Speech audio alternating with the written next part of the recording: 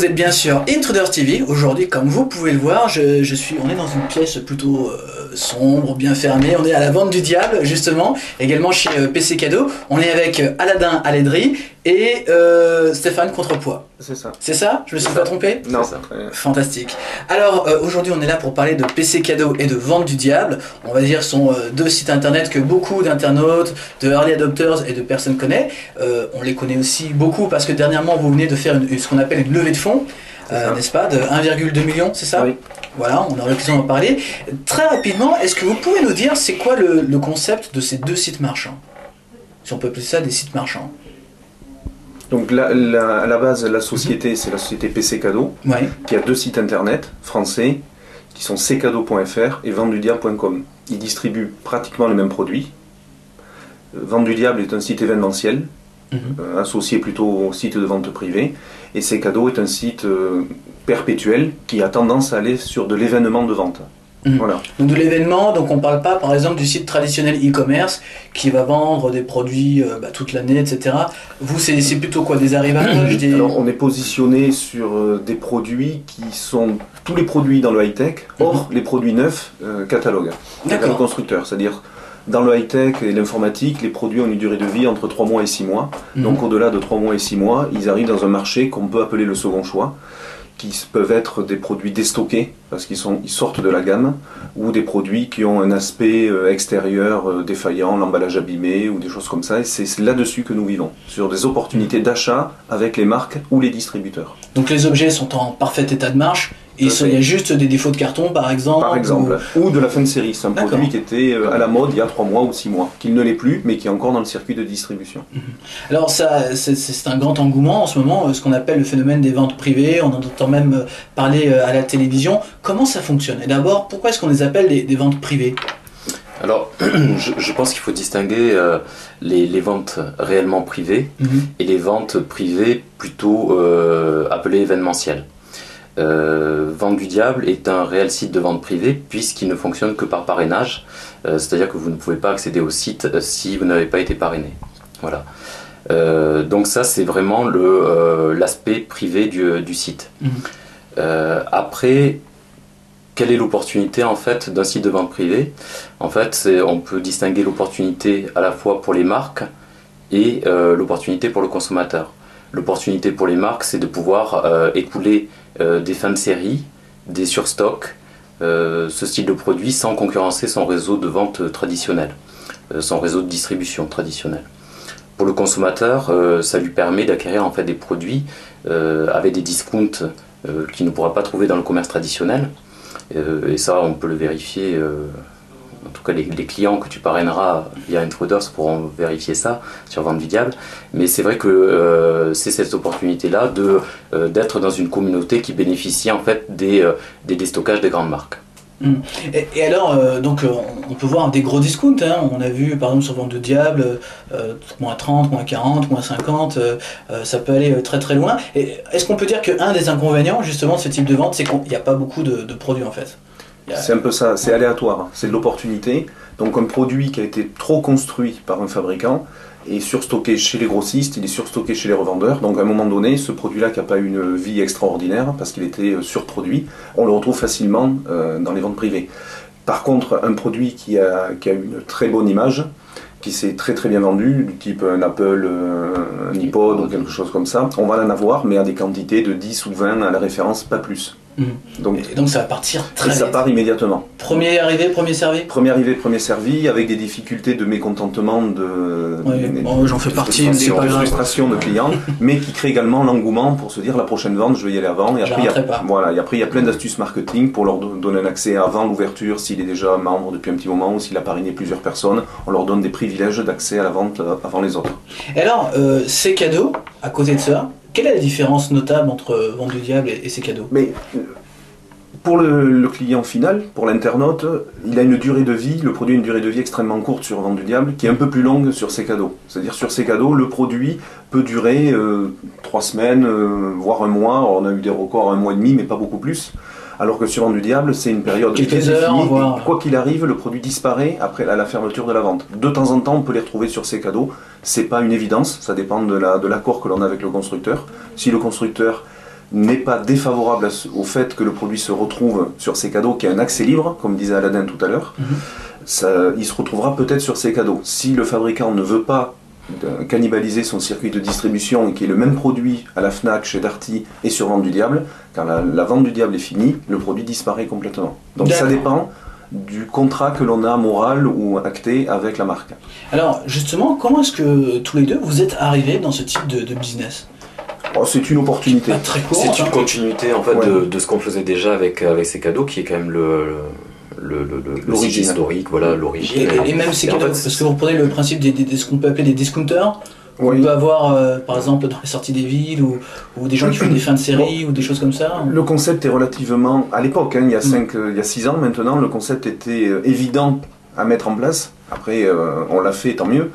Mais c'était relativement simple parce qu'il y avait 2 gros sites pour acheter du produit, je dirais, déstocké d'occasion qu'on ne trouvait pas ailleurs. C'était eBay et Price Minister. Il n'y avait que ça, il n'y avait rien d'autre. Par contre, quand vous avez accès à ce genre de plateforme, sur eBay, c'est de la relation, il n'y a pas d'intermédiaire. eBay n'est pas un intermédiaire, il met juste en relation. Et Price Minister a la couche supplémentaire d'être tiers de confiance. Mais jamais vous n'achetez un professionnel. Vous achetez un particulier à chaque fois, avec tiers de confiance ou pas. Donc l'opportunité est arrivée à ce moment-là, en se disant si on est professionnel et qu'on assure un suivi logistique, une garantie, une hotline, un service client, il y a une place pour nous sur ce secteur. Et vous êtes arrivé. Exactement. Aujourd'hui, on voit ces sites arriver de plus en plus, en particulier dans le domaine de la mode par exemple, et d'autres. Est-ce qu'il y a une réelle concurrence? La concurrence est énorme dans la mode, effectivement, parce que la mode, il y a déjà 2 voire 4 saisons dans la fringue, ce qui n'existe pas dans l'informatique. La différence également, c'est que des marques, il y en a beaucoup plus que dans le high-tech.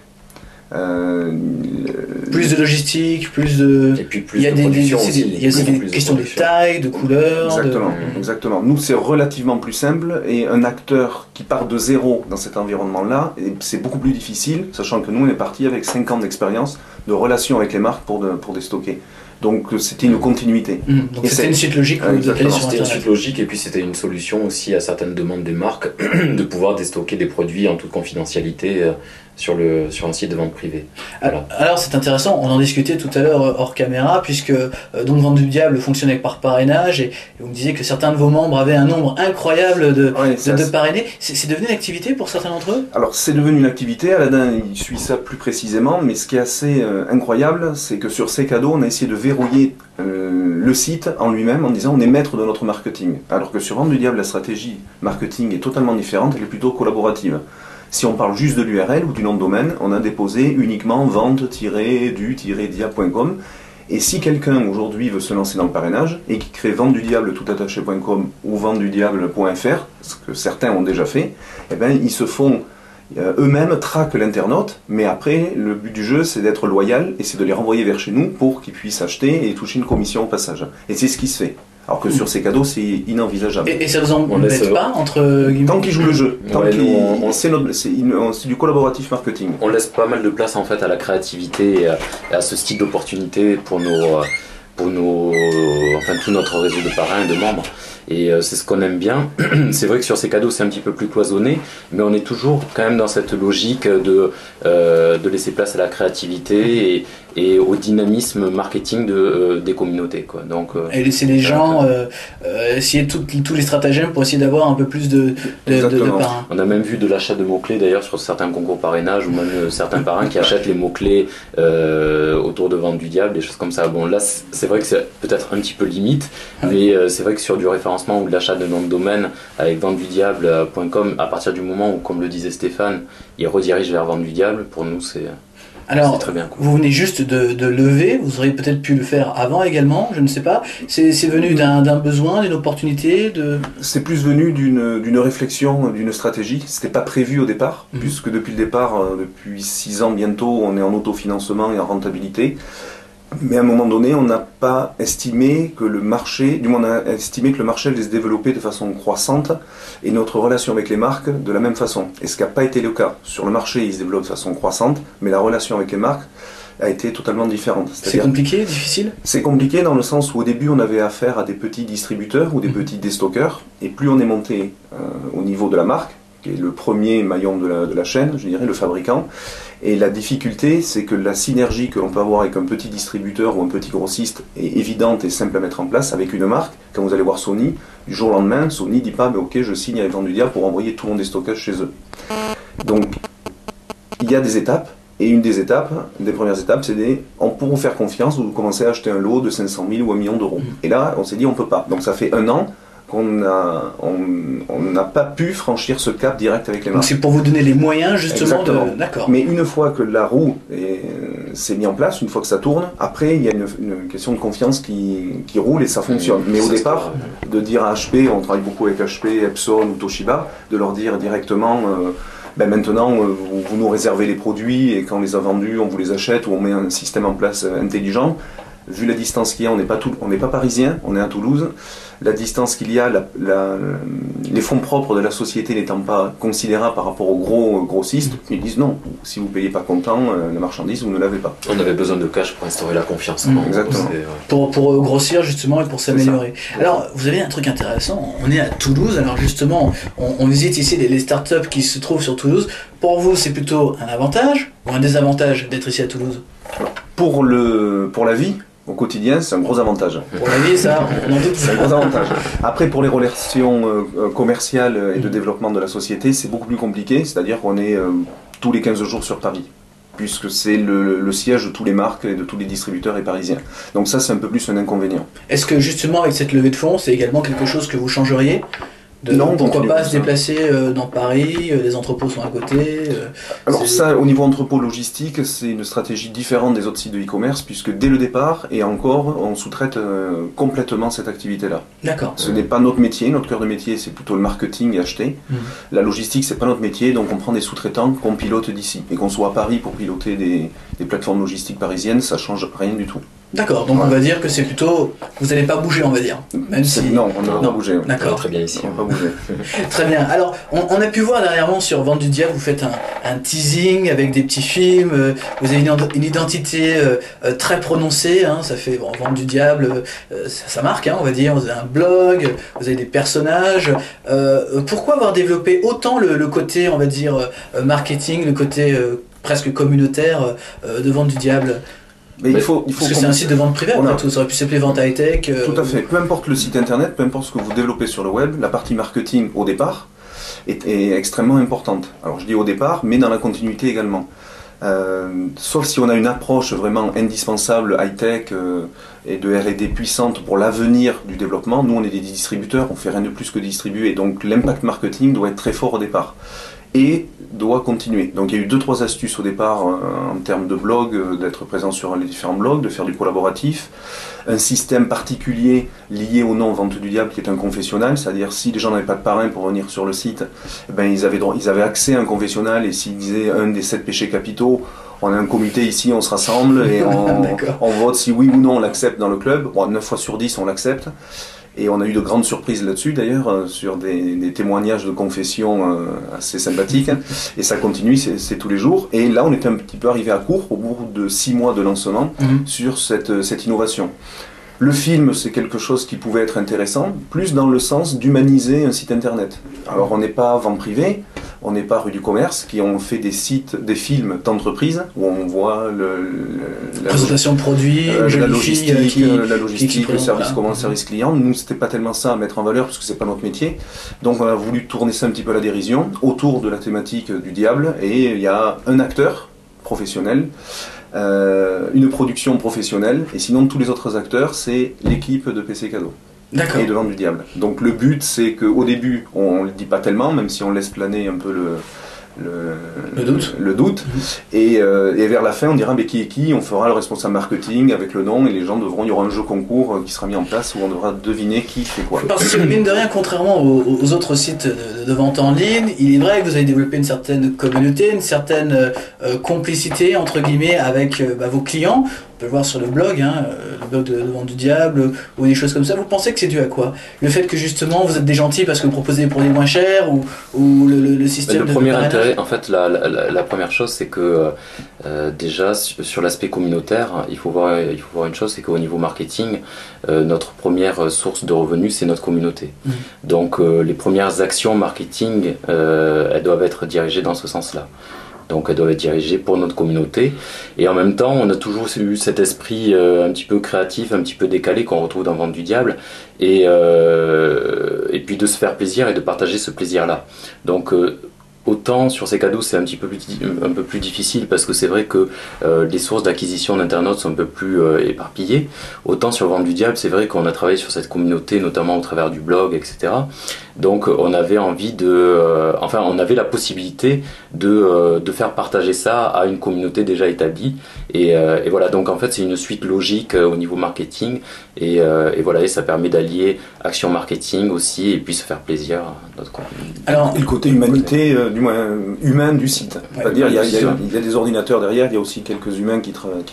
Oui, parce que le côté humain pour le diable, c'est un peu assez intéressant. Il y a un aspect philosophique. Et alors justement, entre vous deux, entre ces cadeaux et Vente du Diable, il y a une certaine compétition, il y en a un qui marche mieux que l'autre, il y a... C'est pas tellement ça, mais c'est quand on a un arrivage de produits, on se pose toujours la question... où ça va? Où ça va, exactement. Donc il y en a certains qui tirent la couverture vers eux, qui s'occupent de Vente du Diable, et les autres également qui s'occupent de ces cadeaux. Mais cet esprit compétition est intéressant, puisque de toute façon ça partira dans la même société, donc il n'y a pas de souci. Mais le plus important, c'est de créer une thématique forte.